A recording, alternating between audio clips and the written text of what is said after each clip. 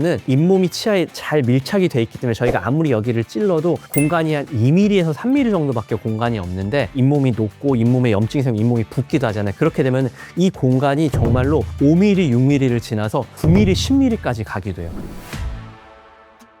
치주 수술은 뭔가요? 스케일링, 잇몸 치료, 치주 치료 많이 들어보셨을 거예요. 치주 수술은 그 모든 치료의 가장 심화 버전이라고 보시면 돼요. 잇몸 수술, 치주 수술 다 같은 용어인데요. 스케일링 잇몸 치료랑 다르게 블레이드라고 하죠. 나이프를 써서 잇몸을 우선 절개를 해요. 절개를 한 상태에서 잇몸을 열어요. 그러면은 치아뿐만이 아니라 치아를 잡아주는 치조골을 제 눈으로 확인을 하는 거고, 잇몸 안에 숨어있던 염증 조직, 치태, 치석 등을 제거를 하고 최종적으로 소독을 여러 번 하고 열었던 잇몸을 다시 제 위치에 봉합시키는 그 과정을 치주 수술, 잇몸 수술이다 라고 생각하시면 될 것 같아요. 잇몸 수술하는 기준이 정해져 있나요? 치주낭, 포켓 뎁스에 대해서 말씀을 좀 드려야 돼요. 치아에 그냥 잇몸이 덮여 있잖아요. 그러니까 여기가 덮여 있나 보다라고 생각을 하시는데, 제가 늘 환자분들한테 말씀드리는 게 단면을 잘라보면 다르다라고 말씀을 드리거든요. 이게 치아라고 할게요. 그러면은 여기에 잇몸뼈가 이렇게 붙어 있는 거고요. 잇몸뼈와 치아의 일부분을 잇몸이 이렇게 덮고 있는 거예요. 근데 염증이 생기고 하다 보면은 이 잇몸과 치아 사이 또는 잇몸과 잇몸뼈 사이에 공간이 되게 커지게 돼요. 건강한 경우에는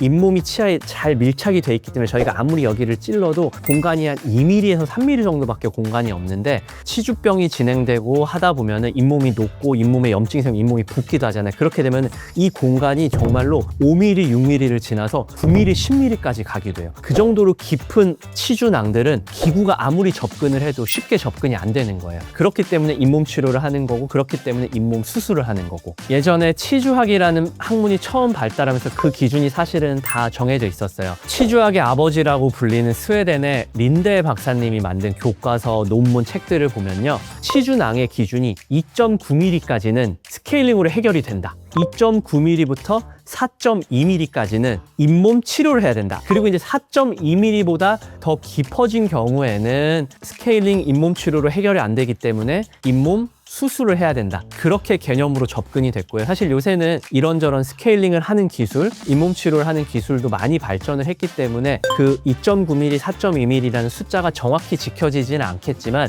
기본적으로 포켓 뎁스가 점점 깊어지면 깊어질수록 스케일링으로 해결이 안 되고 잇몸 치료로 해결이 안 되고 결국은 잇몸 수술을 행해야 된다. 지금도 그렇게 환자분들께 설명을 드리고 있어요. 치주 수술은 어떻게 진행되는 건가요? 정말로 쉽게 말씀드리면 수술용 블레이드로 잇몸을 절개하고요, 잇몸을 열고요. 그래서 잇몸뼈를 제가 제 눈으로 보면서 같이 보이는 치아에 붙어있는 염증 조직이라든가 치태, 치석, 그다음에 치아 사이에 숨어있는 염증들을 다 긁어내는 기본적인 과정은 그렇게 되는 거고요. 학술적으로 들어가면은 치주 수술의 종류도 정말 많아요. 정말 간단하게는 치조골을 눈으로 확인하지 않고 어느 정도만 잇몸을 열어서 염증을 제거하는 방법도 있고요. 치조골까지 다 눈으로 확인을 하고 그 외에 이제 숨어있는 염증 조직을 긁어내는 방법 중에서도 여러 가지 방법이 있어요. 치주병이 진행이 되면은 치조골이 저희 표현으로 녹는다, 치조골을 손실된다라고 하는데, 그럼 손실되는 모양도 되게 독특해요. 그렇게 되면 이제 치조골의 손실된 부분을 긁어주는, 저희 표현으로 치조골을 다듬는다, 치조골 성형술을 한다, 치조골 성형술까지 같이 하는 잇몸 수술이 있고,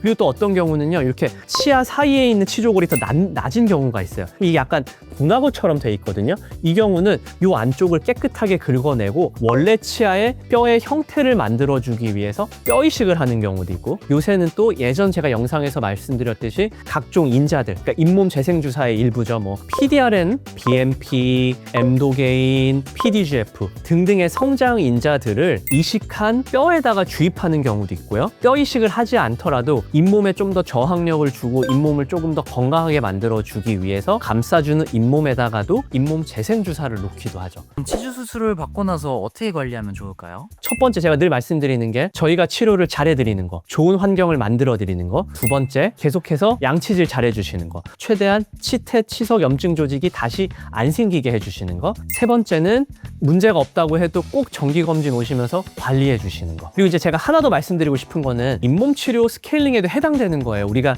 스케일링을 하고 잇몸 치료를 하게 되면, 아니 나 잇몸 치료했는데 이가 더 시려. 근데 당연한 거예요. 왜냐면 부었던 잇몸이 가라앉다 보면은 잇몸 전체의 높이는 낮아질 수밖에 없거든요. 있거든요. 그러면 치아 뿌리가 보일 확률도 훨씬 높아지는 거고요. 저도 스케일링을 하고 나면 며칠 동안 그러거든요. 근데 이거는 어떻게 보면 어쩔 수 없이 따라오는 현상이에요. 결국은 시간이 좀 해결해 줘야 되거든요. 내 치아가 그 시린 증상에 적응을 해야 되고, 치료학적으로는 지각과민 처치, 즉 뭐 약제를 발라준다든가 아니면 불소 치약 같은 거를 통해서 치아를 조금 더 덜 예민하게 해줌으로써 그런 시린 증상을 조금 시간을 두고 천천히 없애주셔야 한다 생각해 주시면 좋을 것 같아요. 오늘은 좀 치주 수술이 어떤 건지, 왜 해야 되는지, 그럼 어떠한 우리가 결과를 기대할 수 있는지를 조금 더 자세하게 말씀드렸고요. 오늘 내용이 분명히 쉽진 않으셨을 거예요. 하지만 우리가 필요한 경우, 내가 염증이 정말 심한 경우, 치주염이 많이 진행된 경우에는 미래를 위해서라도 치주 수술이 필요한 경우도 있다. 그렇게만 좀 알고 계셔도 정말 좀 많이 도움이 되실 거라고 생각하고요. 오늘 제가 말씀드린 내용 중에 궁금하다, 모르는 게 있다 하시면 꼭 댓글 남겨주세요. 친절하게 답변 달아드릴게요. 오늘 내용이 마음에 드셨다면 좋아요, 댓글, 구독, 알림 설정 부탁드릴게요. 이상으로 백세 치아 지킴이 이창민이었습니다. 감사합니다.